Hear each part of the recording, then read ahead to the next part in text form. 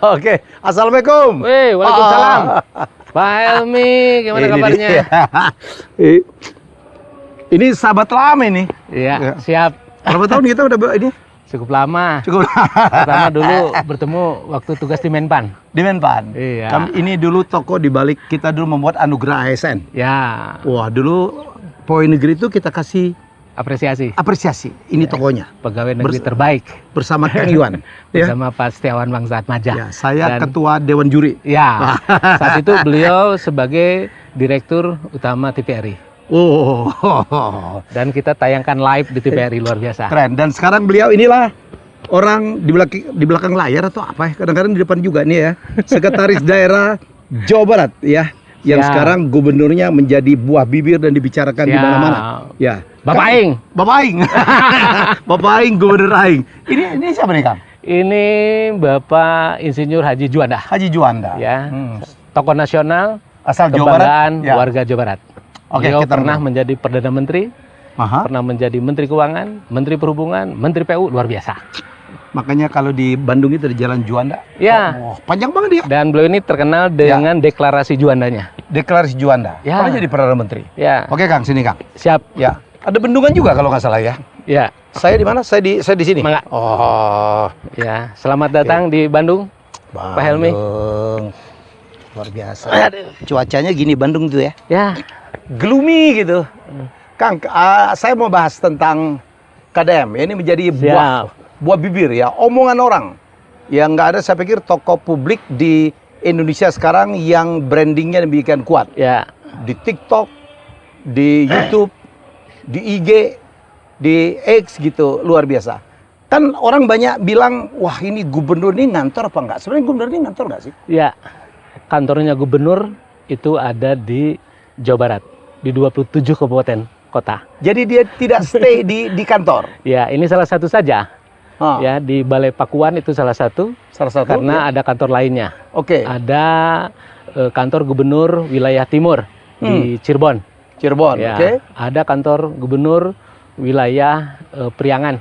oke, Ya, itu di sini. di sini. Ya, Di- kemudian di Bandung. di Bandung Oke, ada Balai Pakuan. Balai Ada Pakuan. kantor gubernur wilayah utara, oke. yaitu di Purwakarta.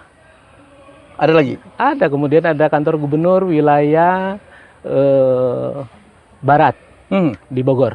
Di Bogor. Ya, Memang Jawa Barat itu ya, provinsi saya pikir terluas juga ya. terluas. Terluas. 35.000 km persegi. 35.000 km persegi, populasinya terbanyak 50 juta. 50 juta. Ya, Hampir terbanyak setara di Korea Indonesia. Selatan. Ya, hampir sama dengan Korea Selatan. Hampir sama dengan Korea Selatan. Kang, Pak Gub itu pernah ngantor di Gedung Sate nggak sih? Ya, hanya beberapa kali saja, kurang lebih baru 3-4 kali. Oh gitu? Ya. Jadi memang beliau ini keliling tiap hari? Ya, Hmm. sekarang hampir 100 hari, nanti tanggal 30 Mei. 30 Mei? Jadi selama 3 bulan beliau ngantor di 27 kabupaten kota.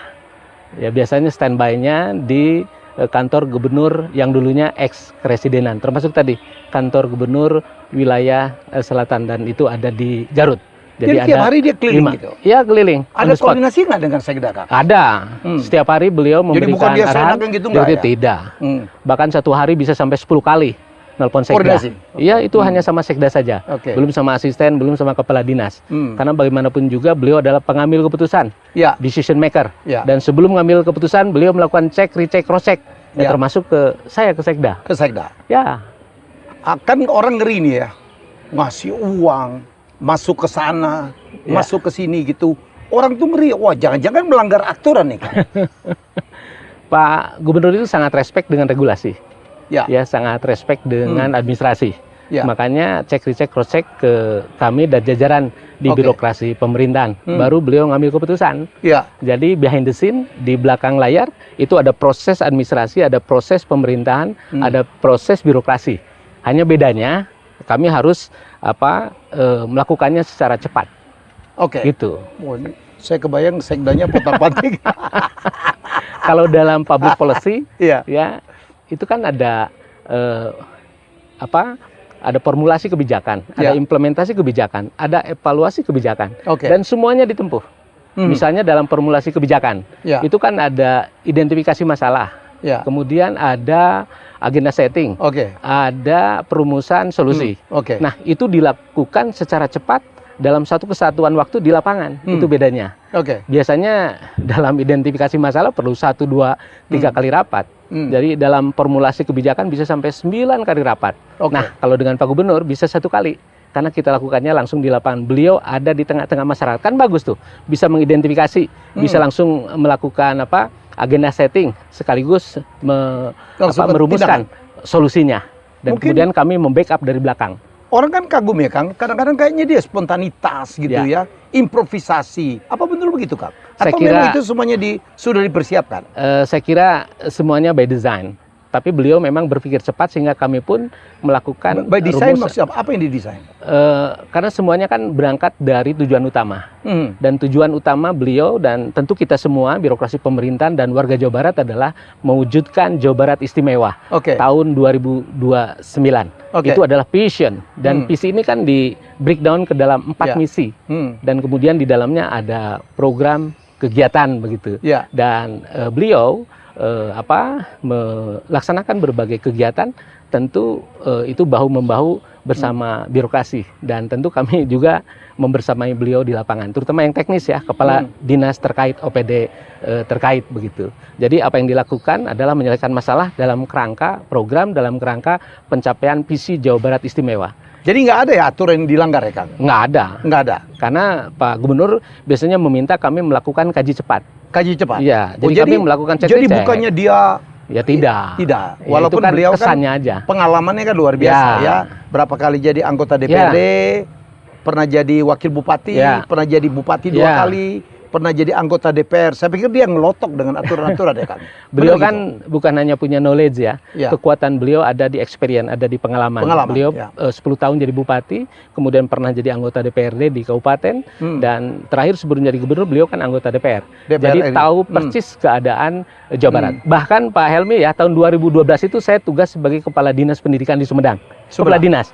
Dan beliau itu keliling ke sekolah-sekolah SMA, SMK di Sumedang, bisa dibayangkan. Padahal di Purwakarta. Dalam kapasitas sebagai Bupati Purwakarta, tapi bisa-bisanya begitu berkunjung dan kemudian silaturahmi memberikan motivasi kepada anak-anak SMA, SMK. Saya sendiri sampai geleng-geleng kepala. Enggak offside itu? Ya, saya kira hal yang wajar. Siapapun kan bisa memberikan motivasi, inspirasi. Beliau kan Purwakarta kan? Iya. Tapi kan memberikan motivasi, inspirasi bisa lintas wilayah. Kebetulan saya kepala dinas dan saya membantu memfasilitasi beliau. Kang, yang ini orang gatel nih Kang. Kadang-kadang dia bagi duit. Ada kemarin mau dikasih 25 juta. Itu kan di anggarannya kan pasti nggak ada ya Kang? Ngasih apa supaya orang libur nih, gajimu 1 minggu gitu. Itu uangnya dari mana Kang? Kalau yang spontan, banyak ya, yang seperti itu, beliau keluar dari dompet sendiri. Uang pribadi? Saya menyaksikan langsung. Dari mana uang? Iya, beliau kan sebagai konten kreator juga. Ada ada rezeki tersendiri dan rezekinya itu dikembalikan ke masyarakat. Itu yang membuat kami salut lah, apresiasi ke beliau. Sehingga pola kepemimpinannya ini bisa pok terolong ya. Apabila hal-hal teknis misalnya contoh ya terakhir setelah silaturahmi Idul Fitri, saya diajak 1 mobil dengan beliau. Kemudian kami keluar dari Gedung Sate.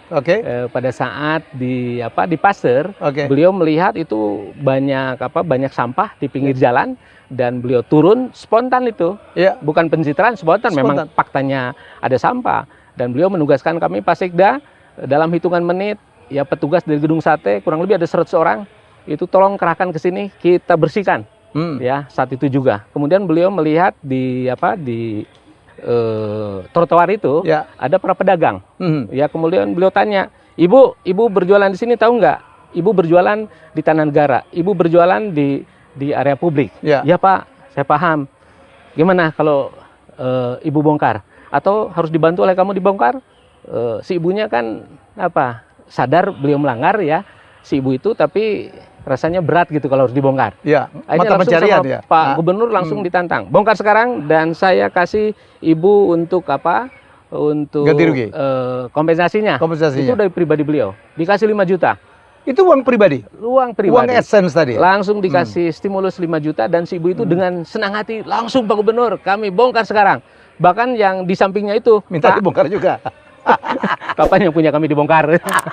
Saya kira tidak ada persoalan. Jadi ini sah-sah pertanyaan saja. banyak orang ya dipikir itu uang anggaran gitu, nggak ada Kang ya? Tidak, itu uang pribadi beliau. Oke. Nah, apabila kegiatan pembongkarannya dalam skala yang cukup besar, biasanya beliau minta cek recheck, mungkin tidak dari APBD, ada tidak anggarannya. Kalau tidak ada, biasanya mencoba mencari CSR, begitu. Oke. Yang spontan biasanya dari pribadi beliau, tapi yang terstruktur, yang memang skalanya lebih luas, kami coba sinergikan dengan anggaran yang ada di APBD atau dari CSR. Kang, beliau ini kan spontan banget ya, dia melihat kejadian terus dia langsung bertindak. Ada nggak pernah Kang, bahwa ternyata tuh aturannya itu nggak ada dan sehingga Akang, Sekda gitu dan tim gitu harus membuat aturannya?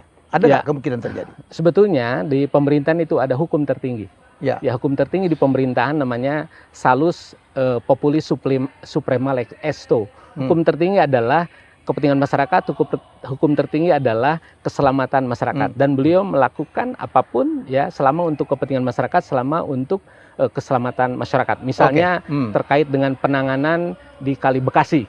Ya, beliau mencoba mengedukasi masyarakat untuk melakukan pembongkaran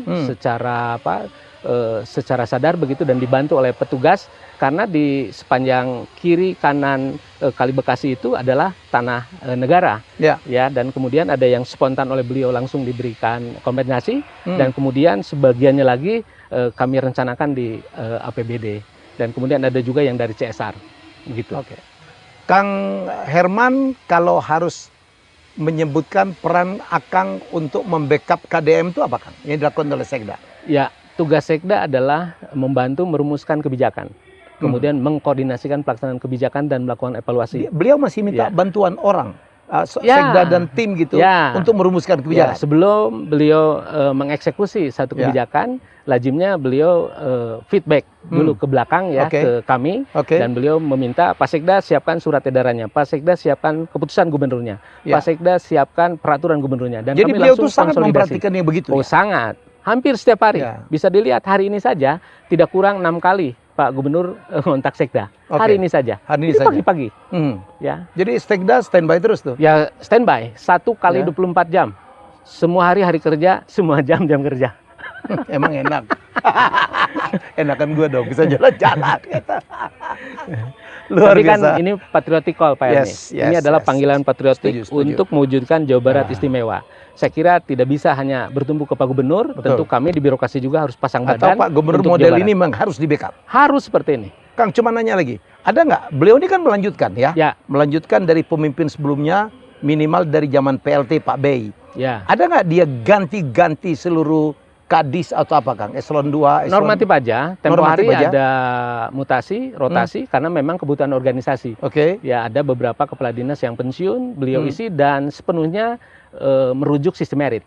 Jawa Barat kan sudah melaksanakan sistem merit, sudah menerapkan meritokrasi berbasis kualifikasi, kompetensi, kinerja, dan 100% ya Pak Gubernur mengembalikan kepada sistem. Kami ada talent pool namanya. Jadi ya jabatan-jabatan yang kosong kami ambil kandidatnya dari talent pool. Ya, dan Pak Gubernur mengklarifikasi ini siapa orangnya, backgroundnya seperti apa, ya kualifikasi, kompetensi, kinerja, dan kami siapkan datanya. Ya, dan orang terbaik ya beliau langsung memberikan atensi. Ya, 100% berbasis sistem merit.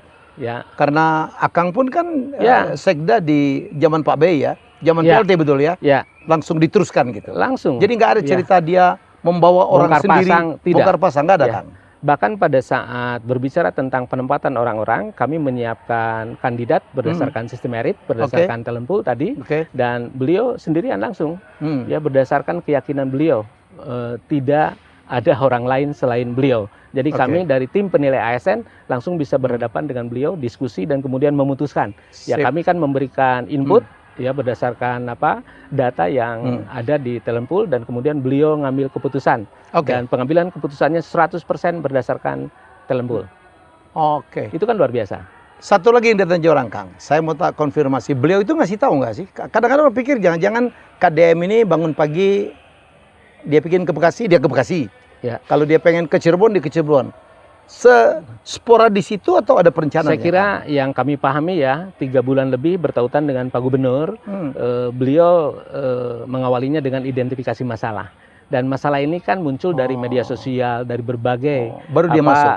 Media ya, media Ya. online misalnya. Dan saya kira sekarang kan zamannya zaman transparansi. Ya. Setiap hari berbagai kejadian di 27 kabupaten kota, bahkan di 627 kecamatan, bahkan di 5.311 desa kan langsung muncul di media sosial. Ya. Dan beliau mulainya dari permasalahan konkret yang ada di lapangan. Jadi bukan sembarangan pergi saya kira aja tidak ya. spontan seperti itu. Misalnya kemarin kan ada jembatan ya, jembatan Cijeruk yang ada di Kabupaten Bandung itu ya, dan kejadiannya karena banjir kan, jembatannya itu putus, dan beliau langsung menginstruksikan agar teman-teman dari Dinas Bina Marga langsung ke lapangan. Hari ini kami menugaskan Kepala Dinas Bina Marga dan tim koordinasi dengan Dinas PU Kabupaten Bandung untuk langsung cek lapangan. Dan beliau tadi sudah memberikan arahan, Pak Sekda secepatnya antisipasi apakah dari BTT kalau memang sangat darurat, atau nanti kami usulkan di perubahan. Ini kan cepat sekali, ya, hanya dalam waktu 1x24 jam setelah kejadian beliau langsung memberikan arahan. Kemudian di Sumedang tempo hari ya, beberapa hari yang lalu ada yang meninggal, pawang ular itu, dia bermain ular yang kemudian dipatuk, dan kemarin Pak Gubernur memberikan direktif, Pak Sekda tolong rumuskan surat edaran ya, agar lagi pengular, ya. Tidak menyalahgunakan begitu satwa liar untuk permainan tanpa izin, tanpa rekomendasi dari pihak berwenang. Ini sedang kami finalisasi. Ya, saya tadi baca running text. Ya. KDM melarang pawang ular. Itu kami siapkan surat edarannya. Ya? Sangat cepat. Ya, beliau kan berpikir cepat, dan kecepatan berpikir beliau ini tidak lepas dari hadirnya hati beliau ya untuk kepentingan Jawa Barat. Ya, ini kan spiritualitas Pak Helmi, spiritualitas pemerintahan. Kami sendiri birokrasi kalau tanpa hati kan capek. Mungkin tertolong juga karena beliau lajangnya. Ya, saya kira yang paling utama panggilan jiwa lah untuk Jawa Barat. Karena bagaimanapun juga kita lahir di Jawa Barat, besar di Jawa Barat, sekolah Jawa Barat, nanti menutup mata di Jawa Barat, sebuah kewajiban apalagi kami aparatur negara untuk memberikan yang terbaik. Pak Gubernur memberikan contoh, dan tentu kami untuk menindaklanjutinya. Oke. Gitu. Baik ya, dengar. Saya datang jauh-jauh dari Jakarta ke sini, ya jadi hanya untuk mengklarifikasi. Ini saya juga mau ngomong dengan Kadis lah, kalau Sekda, ya oke lah, saya tahu beliau dari dulu itu petarung dan pekerja keras. Ya, saya kan kerja kan nggak Sekda doang ya. Ya, kita sama-sama, teamwork. Ya, saya pengen tahu juga, Kang, mungkin saya bisa dipanggilkan gitu, mungkin Kadis Kesehatan. Karena saya tuh ini banget ya. Nah, nanti Kasan Sadikin. Ini nanti Kasan Sadikin. Cepet banget gitu. Jadi kesannya seperti spontan. Saya kira wajar sekali. Tapi di balik itu sebetulnya ada kami lakukan perencanaan, kami lakukan pengorganisasian, baru pengambilan keputusan, eksekusi, kemudian evaluasi. Tetapi semuanya dilakukan secara cepat. Oke. Ya, dan di balik layar ini kan tidak usah koar-koar. Yang penting pengambilan keputusannya efektif. Misalnya yang kemarin, yang anak-anak kita tuh, yang SMA, SMK, anak-anak hebat yang mungkin punya dinamika sosial ya, terpapar persoalan sosial, kita kirimkan ke Dodik Bela Negara untuk mengikuti pendidikan karakter selama 3 minggu. Orang kan nyangkanya spontan, ya anak-anak tawuran dan sebagainya, langsung bawa ke barak. Saya kira tidak demikian. Kami lakukan kaji cepat Pak Helmi. Kami siapkan desainnya.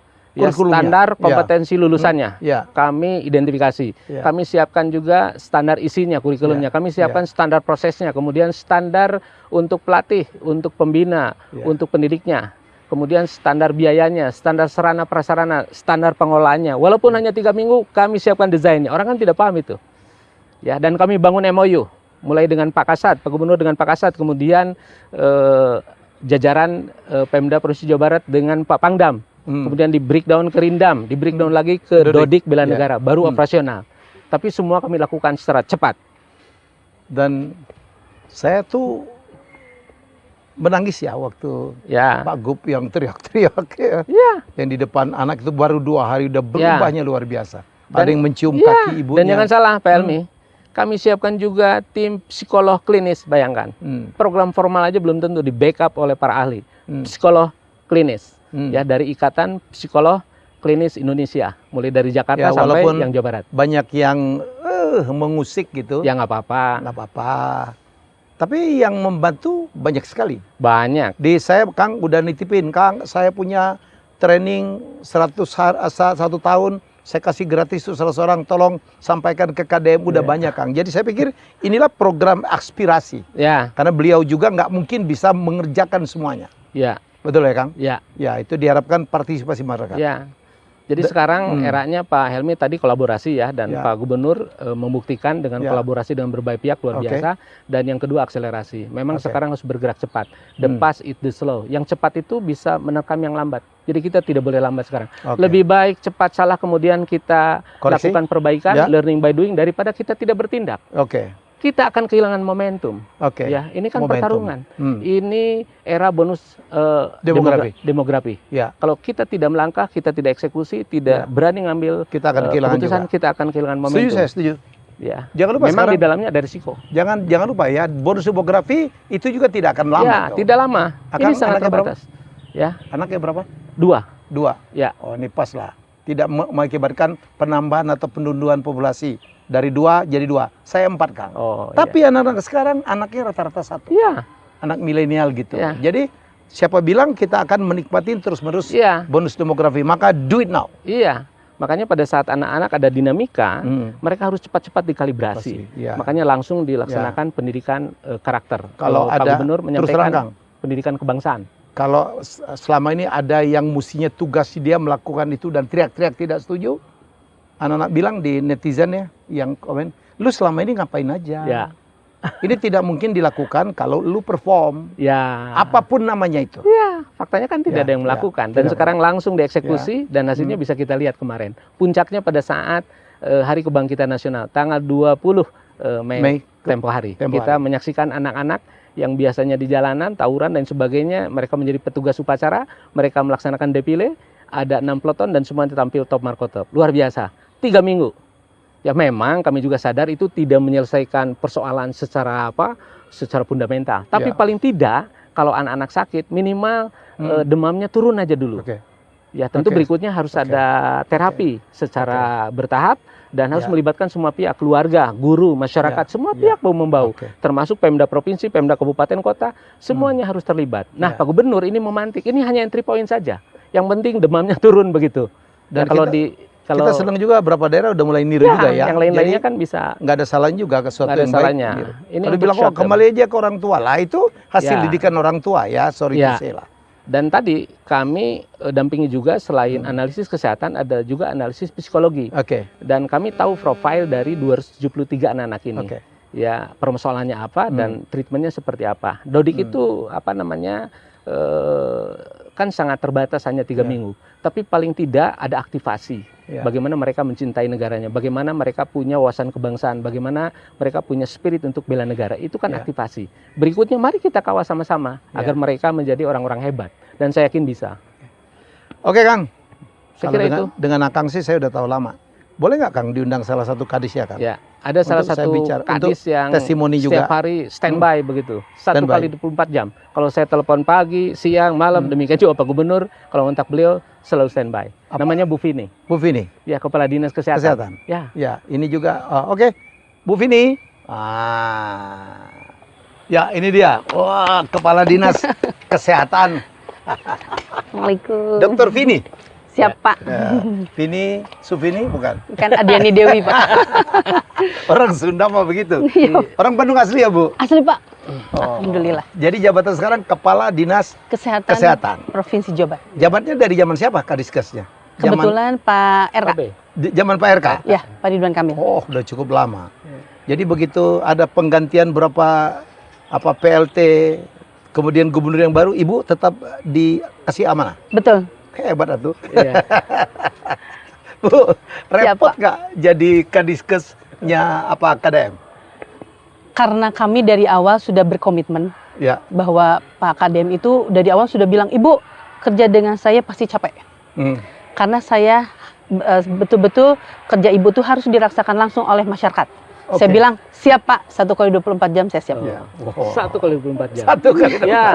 Di kami ini sekarang ada tagline Pak. Apa? Tagline-nya kalau kerja, samubukna. Apa itu? Sehancurnya. Untuk kepentingan rakyat. Termasuk Bu Vini nih, petarung. Suami nggak marah gitu Bu? Nggak Pak, Alhamdulillah. Oke, Karena dukung suami? Sangat mendukung. Ya. Ibu pernah kerja sampai jam berapa gitu? Dipanggil apa gimana gitu? Saya pernah pada saat itu Pak Gubernur menyampaikan, Bu, ini ada kasus di RSCM, warga Jawa Barat yang perlu bantuan. Oke. Maka setelah saya selesai bekerja menyelesaikan dulu, saya langsung pergi ke Jakarta, Pak. Oke. Ke RSCM. RSCM pusat. Iya betul, Rumah Sakit Cipto. Ya, betul. oke.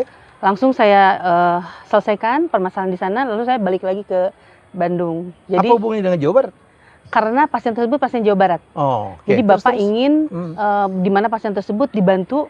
Bapak itu seorang yang detail, Pak Helmi.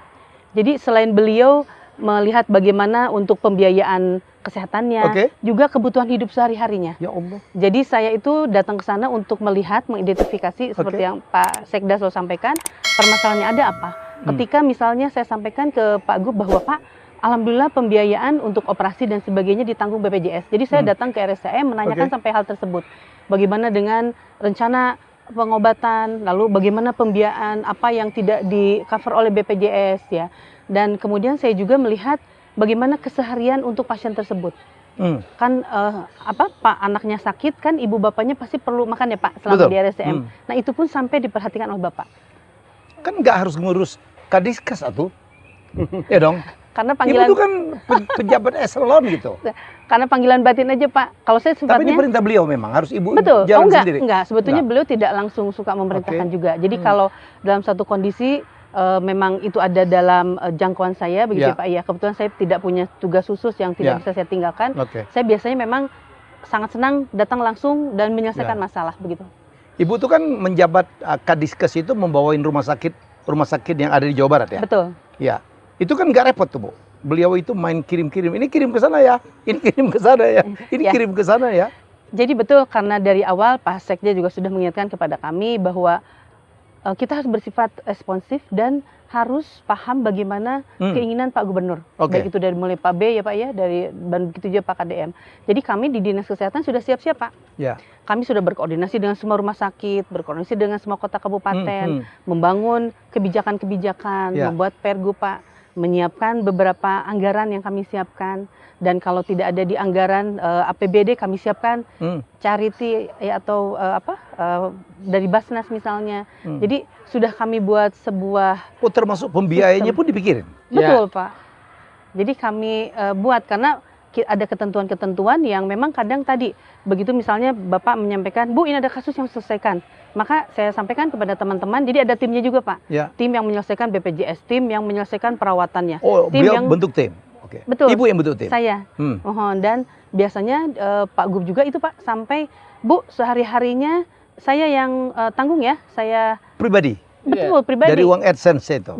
Betul, dan beliau transfer langsung, beliau sampaikan bukti transferannya ke saya sampaikan lagi ke pasiennya. Ini dari Pak Gub ya gitu. Karena Bapak kadang-kadang dia nulis nama Pak Gubnya.